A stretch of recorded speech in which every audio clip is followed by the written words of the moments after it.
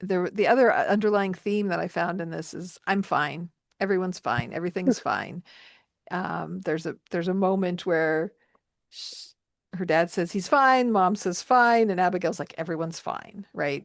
People respond that way, but they don't really mean that, right? You ask people how they're doing, and it's kind of how are you? Fine. It's just what we say to people. It's just an acknowledgement. But in reality, things are wrong oftentimes, and people don't want to admit that things are wrong, and we'll say we're fine when we're not really fine.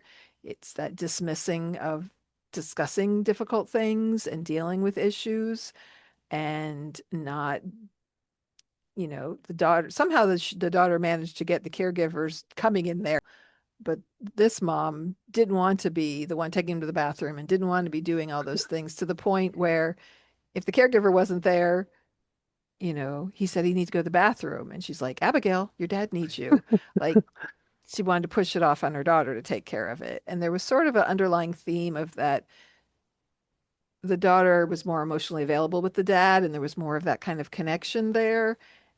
And so the dad, when he was ill and needing more help, he asked for Abigail because she would be there and she would listen and support him. And his wife was not dealing with Yeah. the fact that he was sick and was, had this illness and She, didn't want to be his caregiver, which, in some ways that makes sense.